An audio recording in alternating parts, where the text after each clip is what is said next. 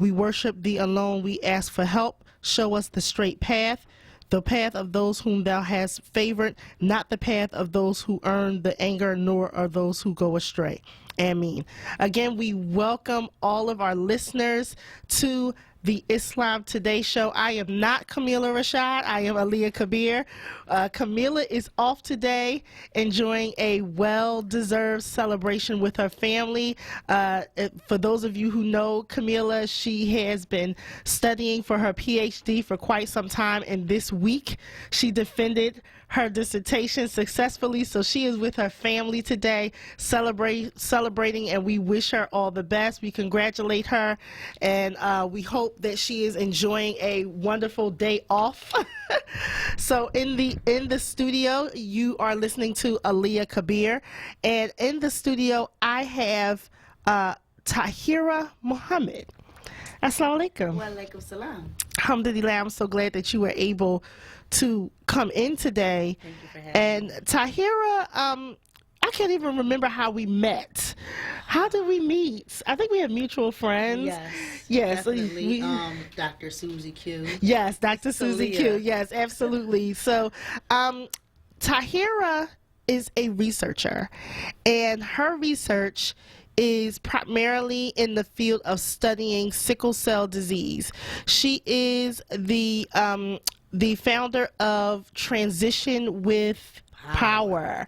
So she's going to explain today. We're going to talk about sickle cell disease, sickle cell trait. We're also going to talk about family planning within the Muslim community when it comes to sickle cell. So Tahira, give the audience the greeting. Assalamu alaikum, everyone. Thank you for having me again, Sister Aliyah. It's good to be on Islam Today. Alhamdulillah. And yes, sickle cell disease. Yes, so let's talk about, I think our community, I'll talk from my generation. I didn't know anything about the disease itself really in depth until T-Boz came out from the group from TLC, and she talked about her condition, and I think a lot of people in my growing up in that 90s, you know, that generation, that era, was like, what is that? You know, so explain to the listening audience what sickle cell is. So sickle cell disease is an hereditary condition. It affects the red blood cells, specifically the hemoglobin that's inside of your red blood cells, which offers you oxygen and throughout your entire body. So that is affected when you have sickle cell disease. And if you are a trait carrier, or you have sickle cell traits, then that means you inherited one gene from a parent. And moving forward, it may have, if you have underlying complications, you can exhibit some pain as well from trait exertion. But being a trait carrier, you don't have the same type of complications that someone with sickle cell disease has. Right. So the other thing that I was exposed to was its basic affiliation with the African American community. Absolutely. And getting to know you and getting to know your organization and all the discussions that you and I have had, now I understand that that's not particularly true. That maybe was true in the United States, but not globally. Explain. So in the United States, sickle cell disease has definitely offered that stigma as a black disease. And that's because one in every 14 black Americans carry the trait, and 1 out of every 300 African American births, you have someone born with sickle cell disease. However, globally, sickle cell disease, black people in particular, are not the face of sickle cell. It is a diverse disease that affects people from all different ethnicities. India being one of the largest populations having sickle cell disease. And then you get into like parts of West Africa, Senegal, who also have large populations. Brazil, you have a huge population. You know, wherever in the diaspora that we are, you know, you'll find sickle cell disease. But when you look at it globally, it is a disease that affects everyone, you know, from Southeast Asia to, you know, across the Mediterranean. You'll find sickle cell disease. Right. So, explain to us the difference in trait and disease. So the difference in trait and disease is just one being genetically when you have sickle cell trait, you are a carrier. So you only offer one of that sickle gene. When you have sickle cell disease, you've been given two same types of that gene from one parent, from each parent. So in my experience, in particular, I have SS. So both of my parents were trait carriers. I was their firstborn, and I got one S from one parent, the other S from the other parent. Okay. Where the confusion comes in when you're talking about family planning is that some people may think that, they told me it's a 25% chance that my child will have sickle cell disease because I'm a trait carrier and my husband's a trait carrier. So they think if they have 4 children, that only one of those children will have sickle cell disease, and that's not true. That's bad math. Yeah, it's really bad math, right? So for every pregnancy you ever have, there will be a 25% chance, if you're a trait carrier and your husband is a trait carrier, that you will birth a child who has sickle cell disease, who has sickle cell traits, or they got 2 normal genes or 2 typical genes, right? So that's where the math comes in, and that's where you have to always remember that if I'm a carrier, my husband is a carrier, that these are the possibilities. Right. So that's one of the biggest topics, I guess, that's kind of just not talked about. I don't know whether it's out of ignorance or being ignored. It could be a little bit of the both. A little bit of both. But I think that awareness matters. Right, awareness definitely matters, but we don't tend to talk about issues of family planning within the Muslim community. It seems to be this big taboo thing, which is really odd because we always talking about marriage. Right. Everything is about marriage. Everybody's always checking for, let me check for this sister. Yes, let me check for that sister, this brother, right. Let me hook this sister. I think this brother good for you, So that seems to be an ongoing conversation within the Muslim community, or whatever community you're from, whatever masjid you're from. Yeah. Marriage is always a hot topic, but we don't talk about these family planning issues. And again, discussing with you, what I found was, in comparison with the Jewish community, they actually do test for genetic abnormalities. So tell us about that. So I think with our community, it's taboo only because you have that awareness component, and then you also, if you don't know, you don't know. You don't know what to ask for when you go to your doctor. So with the Jewish community, what they have done is, they've seen a high influx of genetic illnesses like Tay-Sachs and, and other genetic diseases within their community. So they've taken preventative measures when it comes to family planning, where if they have 2 young adults who are in courtship and they just started courtship, they test them and they have their blood sent to a laboratory, and if they both come back to be incompatible with each other genetically, then they end the courtship. So then that way, moving forward, no one's, is not a deep courtship where feelings got involved, you're emotionally attached, that type of stuff. You can easily walk away. But it also helps to, now you're birthing children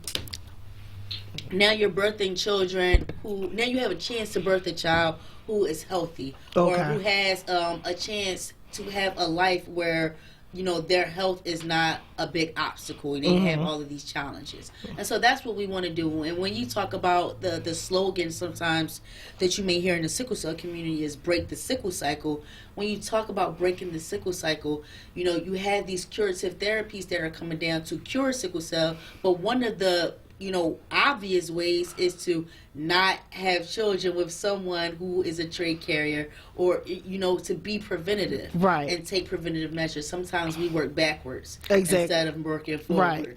So when you talk about sickle cell and we talking about family planning and preventative measures, tell us about the symptoms of sickle cell. Like, so if a child is born, I think we just talked about a woman that was didn't find out until she was almost 20 years old Yeah. that she had sickle cell. So all that time she knew she wasn't wholly and fully healthy. Yeah. Something was always off. With So she her, was yeah. always walking around in this state of what I would call unwellness. Yep.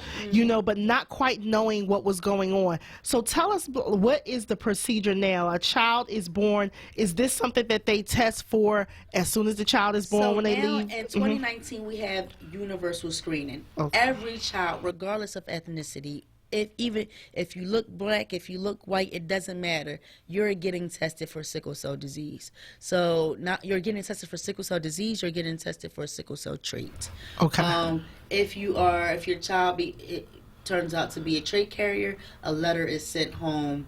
Sent to the family, letting them know the status of your child's sickle cell screening, and you have that on record to tell the pediatrician, you know, my child came back as a trait carrier, and that is now followed with your child and their chart. The same thing for sickle cell disease. Most times, lately, they can tell in utero if you are Wow. if your child has sickle cell disease. And when your child comes out, of course, they will write it on paper, you know, or, you know, send out a mailing about your child having sickle cell disease. But you also receive genetic counseling, you know, once you get that result back that your child has sickle cell disease. And then from there, you go on, you know, you meet with a specialist or a hematologist. You meet with an entire team that now will support you on this journey of having a child with sickle cell disease. You're not left out there alone. Okay. And that's, you know, that can be scary for any parent to now have a child that has this really Chronic condition. chronic illness, right? And an illness that has carried so much stigma throughout, you know, our lifetime.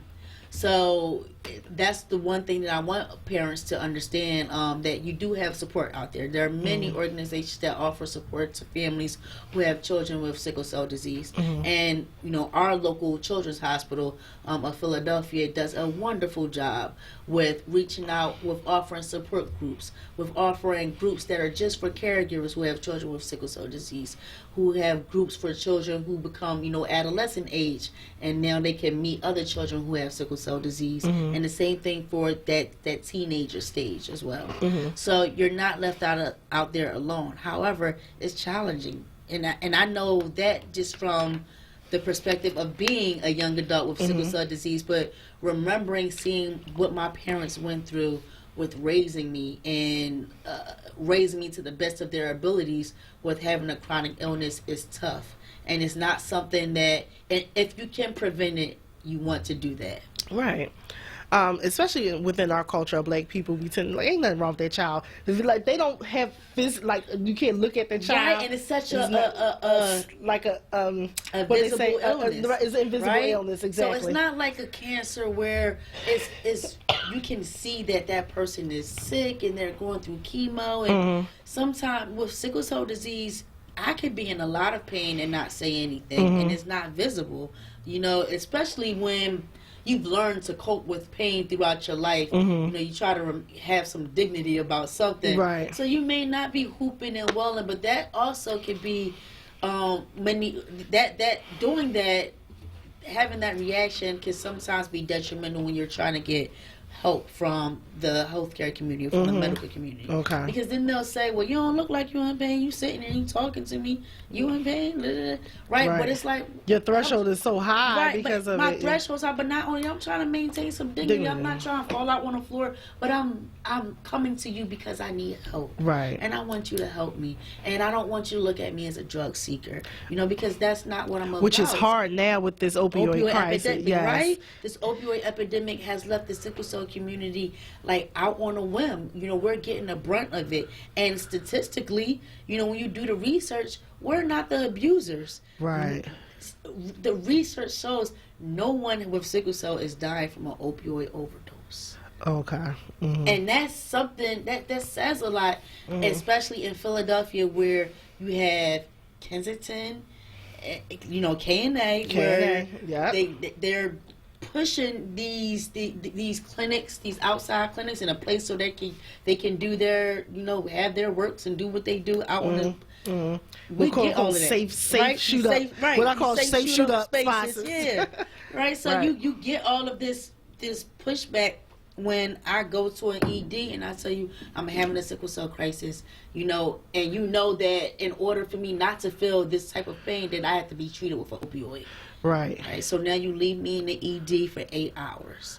Now 10 hours, 12 hours. And during that process, it's not just pain. You have some organ complications that could be happening. Organ failure. You don't know if I have a fever, you don't know if I have sepsis. So when you hear about people dying of sickle cell disease in their 20s, in their 30s, in their 40s, and it's 2019, you're like, dang, I thought they didn't die anymore. It's because of stuff like that. It's not because the medicine isn't there. It's not because the research isn't being pushed now. Sickle cell is sexy in pharma. Right. Absolutely. Pharmaceutical companies love sickle cell disease. That whole scenario of it ain't that much research going on in sickle cell, I can tell you, I work in that level. It is every month somebody's coming up like, I got a cure. Right. I got this medicine. So much stuff is coming down the pike. Should it be more? Of course. In comparison to other diseases, it's not there. Right. We're heading into October. It's all going to be about breast cancer. Right. And even with September is Sickle Cell Awareness Month, but it's also Childhood Cancer Awareness. Yep. So you got that ovarian overshadows, cancer as well. Yeah. So you have to be optimistic, but you also have to realize that in order for us to get to where we need to be, we need people to participate in research, right? Of course, be cautious and be diligent about not being a guinea pig, right? Of course. But be willing enough to be like, you know what, this is a study that they're not really asking too much from me, except for my time and maybe to take some surveys. I'm gonna do the surveys. Okay. Be diligent enough to be like, you know what, my child, if I do this for my child, it may not work for her, but it may work for somebody else. 2 years, 3 years, 4 years later. We have to start. Is that the about hardest part? Is getting brown people basically to come in for absolutely. I mean, our history, and we have a deep history with research, right? Yes, a very deep history with research. And when you work on that side, you have to admit that, right? And you have to be willing to, voice that. I understand, right? I get it, right? And that's why when you consent, you recognize that we're not forcing this on you. You don't have to do it. And I'm going to be honest about everything that this research study entails. And I'm going to tell you up front what the amount of time you need to spend doing it. And I'm going to tell you up front what complications may occur for your child. So you can make that informed decision. To say, I don't want to do it. Not right now. It doesn't seem like it's a good fit for my family, right? But it's a decision that now you can say, that one didn't seem like it was a good fit for my family, but this one seems like it's a good fit. This may work. It may work. It's a lot of great information on today's Sisters edition of Islam Today. If you would like to talk to Tahira, have a question or comment, you can call in toll free 1-866-361-0900.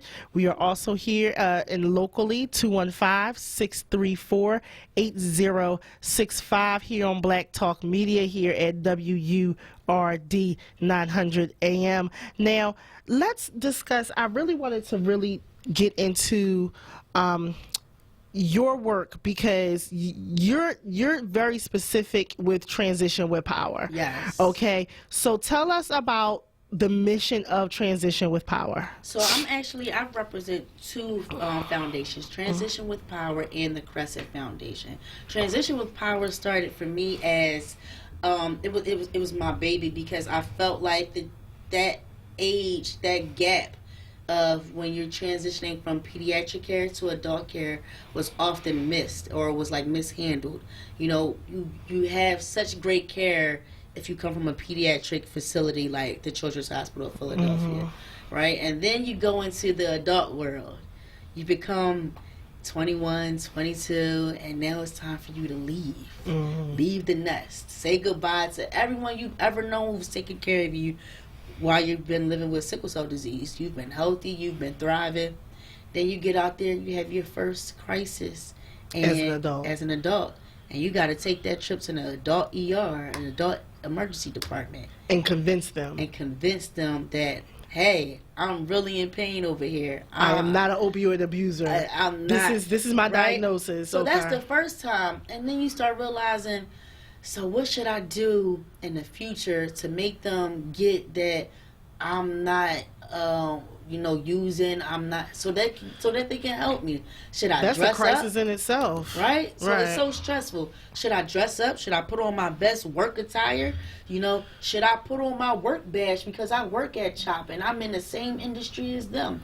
Do I gotta be so articulate that they get it, that I'm not one of these people off the street? Right. It's so many things that you have to deal with and go through just to get quality care. And that's a shame. And it says a lot about our health system. Wow. How does the insurance change once you come from a child from pediatric to right. adult? So many. So what happens is, at 26, if you're not in college, you come off of your parents' insurance, right? But if you've always been on Medicare or specifically in our state Medicaid, right, then that remains with you if you're eligible. So that's only if you're not working and making a certain amount of money. So, and also you only become eligible for Medicare if you're disabled. So that's if you've been receiving Social Security for a certain amount of time. So you have all of these aspects of navigating the insurance world with having a chronic illness. I don't care if it's not sickle cell disease. It's very hard. It's super tough. So having people who are specialists in insurance is always needed in a clinical setting if you are working with people who have sickle cell disease, because it's always someone needs a prior auth for this type of medication, that the insurance won't cover it anymore. Oh, they lost their prescription insurance. So you have all of these different challenges. And then, so what that does is your quality of life decreases, right? Declines. It right. declines crazy. So when you were once super healthy, when you were in pediatrics, now you are frequently hospitalized as an adult. Wow. You're being seen in the ED every month. You're being you're inpatient for 2-3 weeks at a time. And you're saying to yourself, I never was this sick. I never was going through all this. But also your body changes. You have different stressors now. You have all of these different pathways and challenges now that it's a lot to handle as a young adult. So take away having a chronic illness and go back to when you were 19, 20, 21, trying to find yourself. Now put on the chronic illness. I don't ever want to be 18, 19, 20. Neither do I. So even when I was like 23, 24 and just getting out here being a graduate of college and knowing that now I need to look for a job, or do I depend on Social Security to take care of myself? And I done got this degree. What do I do with it? Should I work? Should I not? And I had to make that decision. I'm going to go to work. I don't need Social Security. I mean, it's good, but it's a monthly check that I have to live off of. Right. That's not going to work. So we have Diane on the line, and she's calling from South Philly. Diane? Hi, sisters. How are you? Good. How are you? Welcome to Islam good. Today. Thank you. You both doing a really wonderful job. And I called. The reason why I called, I know a couple of people that have sickle cell, and my sister had it. And the doctor advised her not to have another child, but she went on and had it anyway. And she passed away, through her pregnancy. She was 22 years old, happened in 1999. So I'm very, involved in sickle cell. I usually try to do the walk because of health issues. I couldn't do the walk today. Right, it was this morning. Walk, But the young men that have it, I really feel sorry for them, because when you have a young man or your sons or your husband, it's best to go to, if they have to go to the emergency room, it's best to go with them, because the first thing they think that they're on drugs. Yeah, you have to be their advocate. I'm so glad you brought that up. Yes, ma'am. So, I want to thank you, sisters, for talking about that, condition because it's very serious. But, you know, we come along, you know, they come a long way with it. It's getting better now. People are living longer. Yes. So I thank God for that. And thank you so much for coming. Thank you for know, calling talking in. about sickle cell. You're welcome. Thank you so much for your comment, and thank you for sharing your experience. So Diane mentioned for males, and I know we had a conversation about that briefly, about the difference in gender treatment, I guess. Definitely. So is there a really big line in that? Yeah. So I can tell you a personal story. My hematologist, my adult hematologist, who I had for many years, he stopped working. Many of us saw the same adult hematologist. We had to get a new hematologist. Okay. So they put up this hotline. We had to call this hotline. They scheduled us for appointments, but they told us, in order to get your medicine, you have to go to a pain specialist.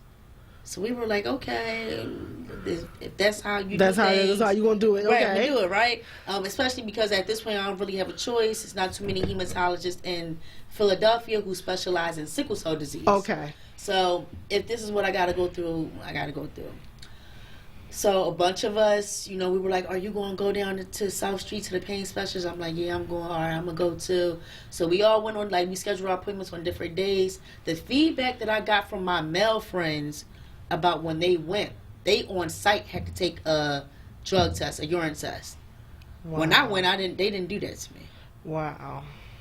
When I went, they actually sat with me for about an hour just talking about the research in sickle cell and my experiences, and it was a totally different experience. Mm-hmm. All of my male friends said the same thing. They drug tested me. They pressured me into signing a contract. I mean, these are definitely things you have to sign a paying contract for most hematologists, or for a lot of people who, when they prescribe opioids. Right. But it was the first time that they met these young men, and that was the vibe and the energy. It was very different. And then also, I wound up leaving that same practice as well, just because they wound up wanting to do pill counts and just different things that made you feel like, you know what, this is not going to work, and you're accusing me of something without accusing me of something. And the type of energy that you're giving me is, I'm gonna just. Why would I want you to be my practitioner? Right? That just doesn't work. How comfortable is that to go with someone and go to someone who is supposed to be caring for you and the best way that they can, and have your, you know, give you the best quality care that they supposed to give you, but you meet them and they tell you from jump, I want to cut all your meds off, and I don't like how your doctor was treating you, what type of treatment they were giving you. I don't agree. I know I don't really know you that well, and I don't know how your sickle cell affects you, but this is what I do. Wow. So you either, and this is where the advocacy comes in, where you have to learn how to advocate for yourself. But you also need those organizations like Crescent who know how to advocate for the community. You need those organizations like Crescent who know how to affect policy change. Okay. Because that's a big thing, and that is important when you want to affect policy change within the medical system.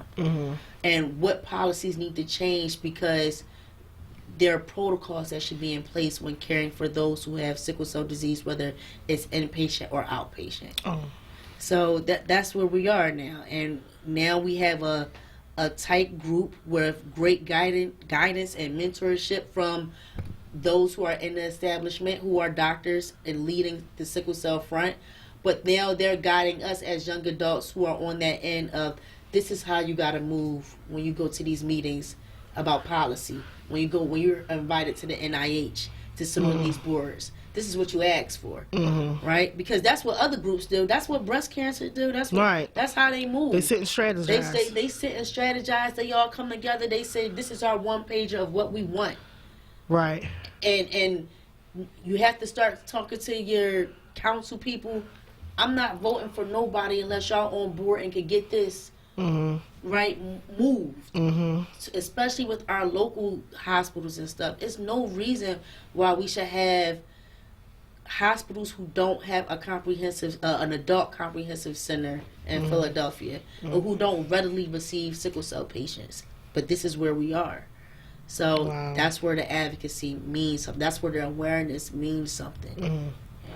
So when you talked about care as in pediatrics and transitioning the care to adulthood, and when you're talking about Muslim parents, it's just as Muslims in America, we already navigate our dietary needs. We navigate what our children are being taught in public schools. Absolutely. We're navigating holidays, Eid, and everything. We literally have to sit and negotiate almost everything, our whole existence here, in order to hold on to our deen.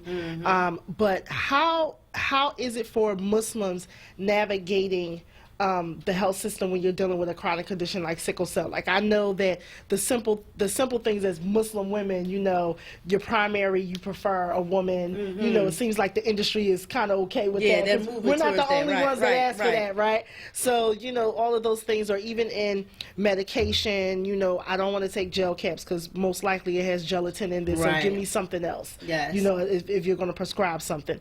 What is the navigation like for Muslims and their families when they're trying to navigate the sickle cell within this particular medical industry? So from an adult standpoint, because I'm an adult, I'm a young adult, and where I receive my health care is at HUP, and I can tell you the University of Penn does spectacular with supporting my needs from a religious stance. Okay. And even from a stance of from being a mother, and the things that I need, especially if I'm inpatient, the privacy that I need. If I have a room and I don't want to share my room with a male or anyone else because I have a family, I make prayer in my room, and I need that type of comfort. So they're great at honoring like those type of requests.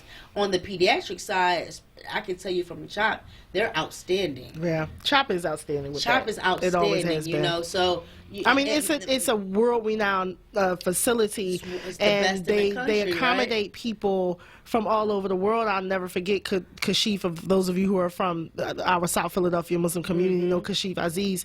I got a call from him. I'll never forget. It was maybe about, I want to say 6 or 7 years ago, and he called and he said, Sister Intisar called.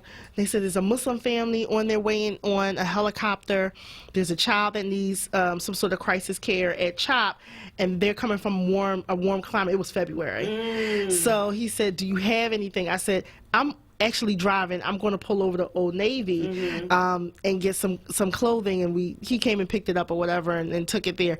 But the accommodation that CHOP had for this Muslim family that was coming kind of like a drop of a hat, wasn't planned. Something they had called charity care, where they have a team, right? Their team is now. This is your team. What are your needs? And they focus solely on that child. That child. That's it. Right, and so you need halal products. You need somewhere to make prayer. You need all of these things they provide. They are a great accommodating, and especially for our Muslim families who are traveling from other countries. Right.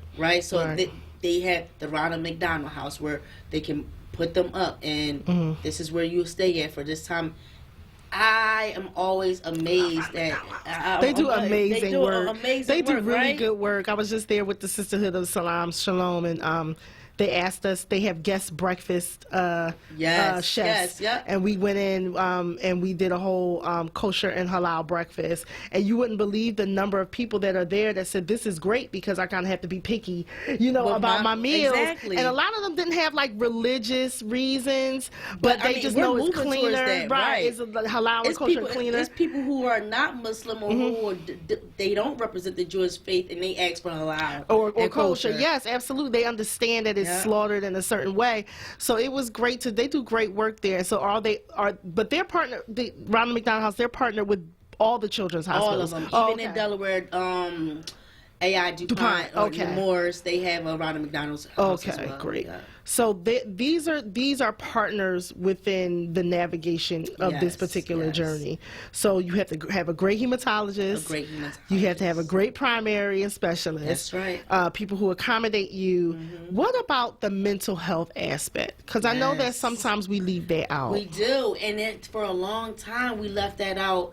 I could definitely say within my generation of those who are growing up with sickle cell disease, because we focus so much on pain and making you comfortable and making sure you don't have organ damage and all of these other things on the physical aspect, but we didn't realize how much psychologically sickle cell can take a toll on you with living with a chronic illness. Excuse me. And when transitioning from pediatric care to adult care, that is really recognizable with a lot of our young adults, because now they're out there trying to keep up with their peers. And they realize, I can't. Or I started I'm off trying to. Right. Or I started off in college and it didn't work out. I may need to take a break. And that can be mentally, devastating and takes a huge toll on you. And so now I always am thankful for CHOP for having that type of medical home where it's comprehensive, and they have a psychologist that's a part of the team, right, and a therapist, so that way our parents and so our caregivers and our patients have someone to talk to. Now, is it like that on the adult side? No. On the adult side, you rarely have a place where you receive comprehensive care that includes a psychologist that specifically talks with people or, does therapeutic work with those who have sickle cell disease. Now, what you can do is utilize your insurance, and that's when you look on the back of your insurance card, you call member services, and you tell them, I'm looking for a therapist in network. And that is finally changing. Right. Being a person that's been in specifically Medicaid insurance for for almost all of my career, Right. Healthcare communications, almost 20 years, is that behavioral health was so ignored. Years. And it was never covered on your insurance. It was, that was like a specialty, all out-of-pocket expense. Yep. Now insurance companies are finally seeing that, number one, including behavioral health as a covered service in the insurance can really prevent a lot of other expensive, bills right? coming down the line. So, behavioral health, preventative care, therapy, being able to diagnose a behavioral health condition or developmental delay or any of that really saves money, to be quite honest. You don't know how much dollars it has to save billions in other care. So how can our folks get in contact with you? We know that we're going to announce on October 12th, UMM will have its community meeting at 10 a.m., I believe, at UMM, the main building, 810 South 15th Street. I know that. And I know that there will be also there'll be some information going on there, basically how the masjid is doing. They want people to come out and tell us exactly what they would like to see the masjid. We'll be announcing the new date for a community information session about sickle cell awareness, and specifically sickle cell awareness and family planning. Yes. Because we want to get to the point where we are having our genetic testing, like you said, in the midst of that courtship when it first gets started. So that way we can make an educated decision and choices and see if this courtship should continue into a marriage. Exactly. So we know that. So where can people also contact you to get more information about Transition with Power? So on Instagram, Transition with Power, and on Facebook, Transition with Power. You can also, I do a lot of stuff. I know you're not supposed to, do a lot of things from your personal page, but my personal page doesn't have anything that will get me in trouble. Right. So you can also find me on Tahirah, Tahirah, Akilah, Akilah, and the same thing on Facebook and Twitter.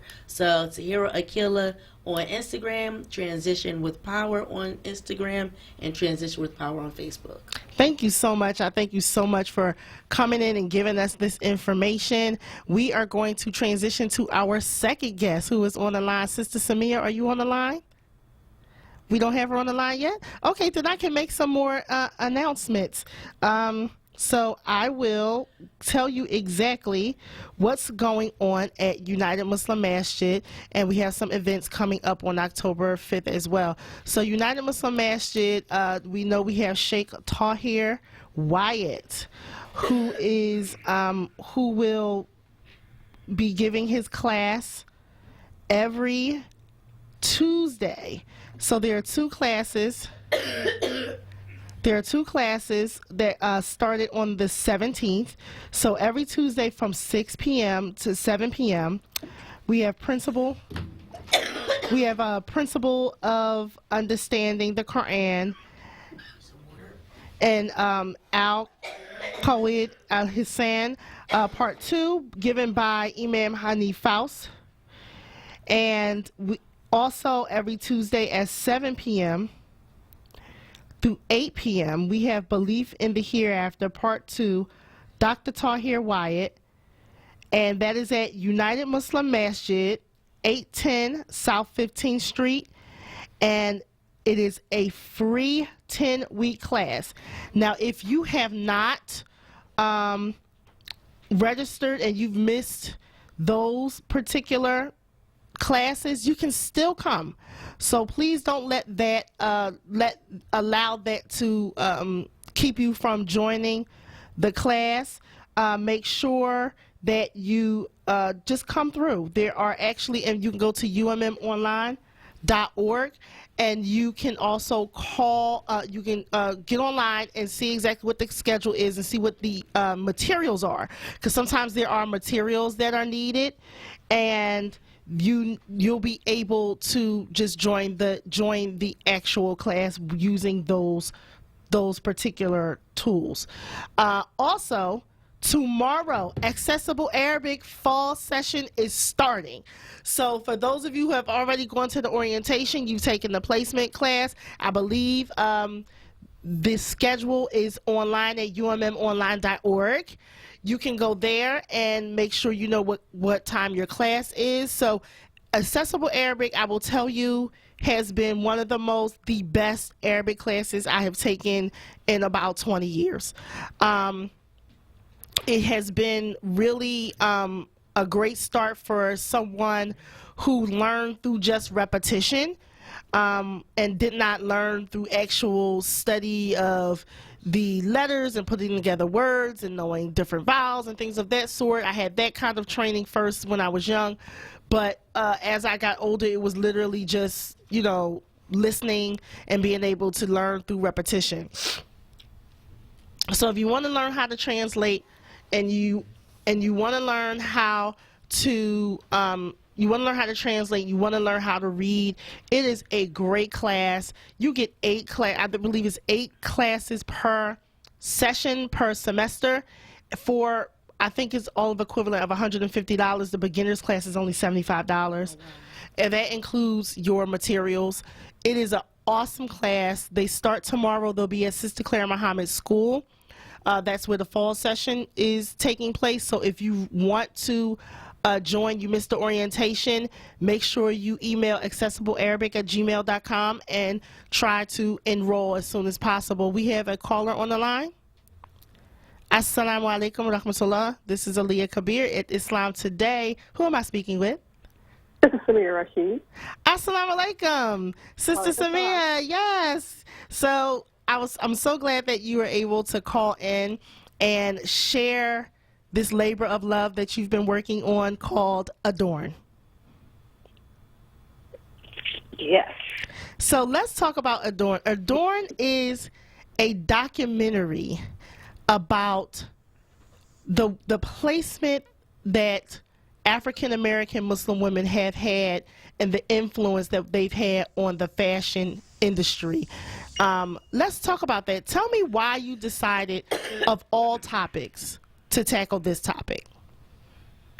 Well, that's an interesting question because it wasn't something that I actually set out to do. It was really more of answering a need. I gave a lecture at a university down here, and when I was conducting the research for the topic, I didn't find any information about African American Muslim women as it relates to the fashion industry. I mean, we're in and around, but we're not really taught. We're taught to, but not really about us. I guess I would say we're talked about, but we're not really being taught to. And our story is not being shared in a positive light because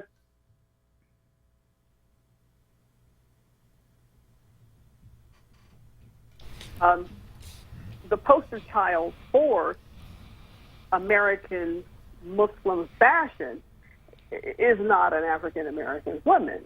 So that was a bit troubling for me.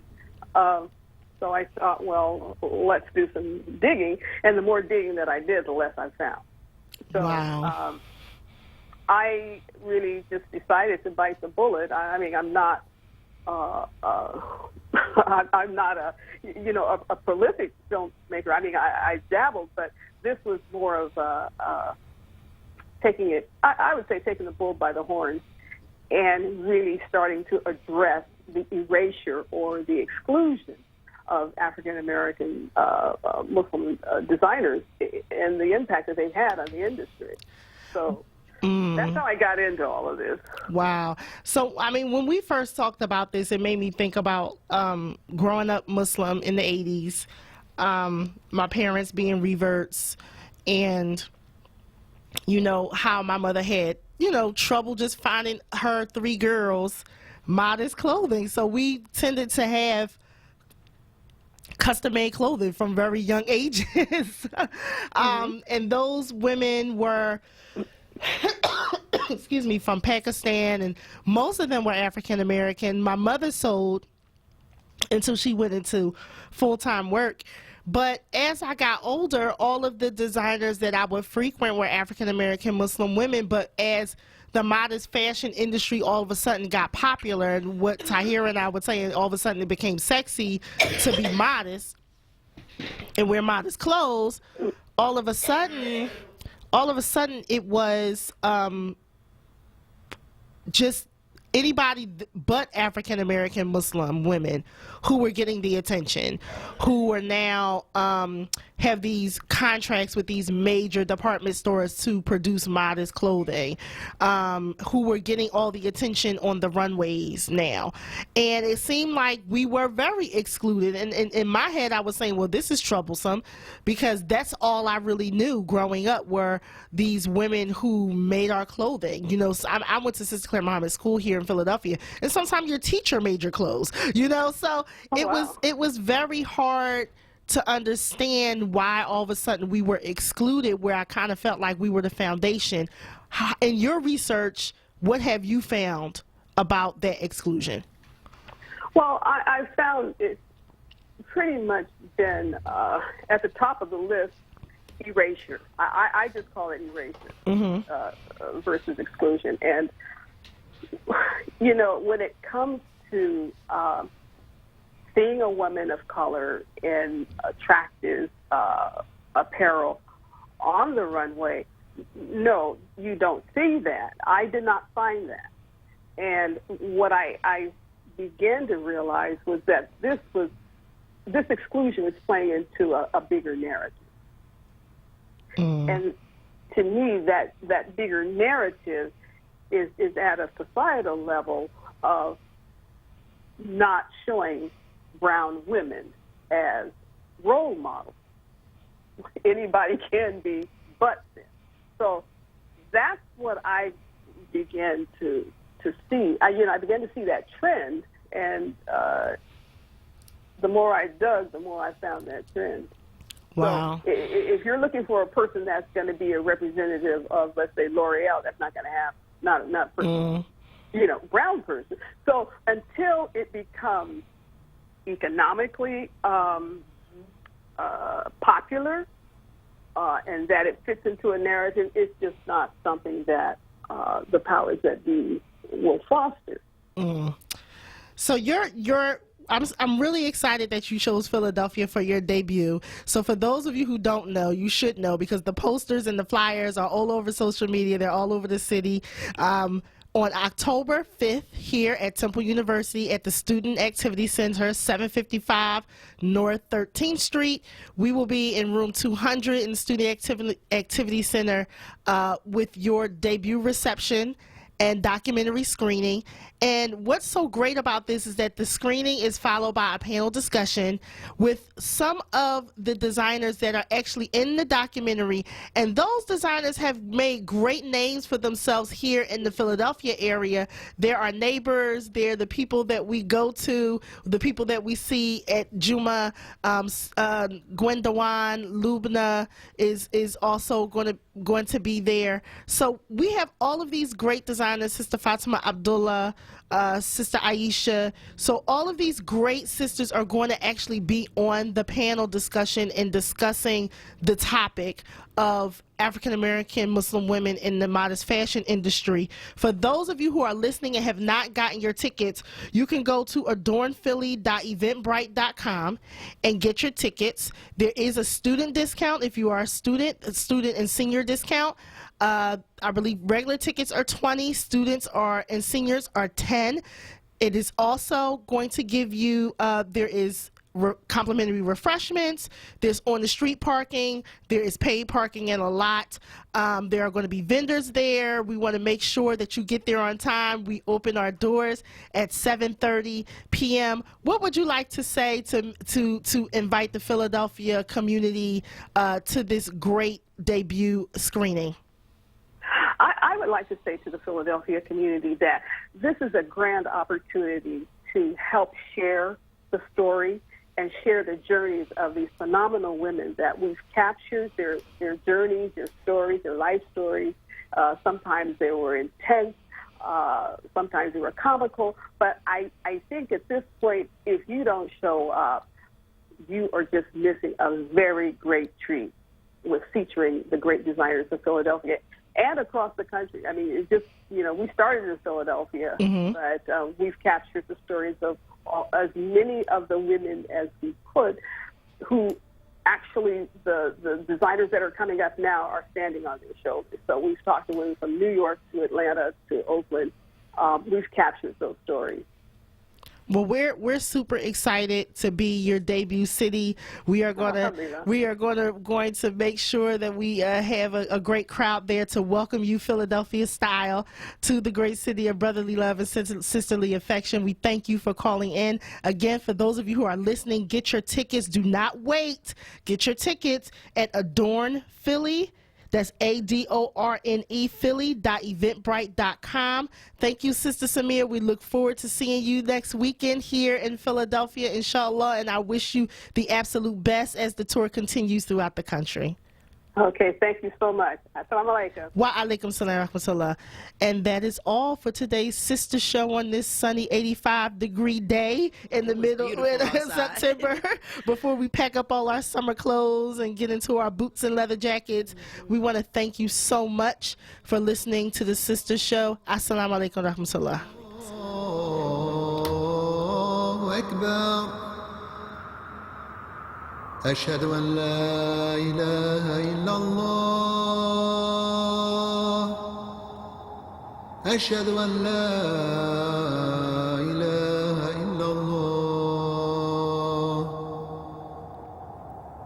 أشهد أن محمدا رسول الله أشهد أن محمدا رسول الله حي على الصلاة حي على الصلاة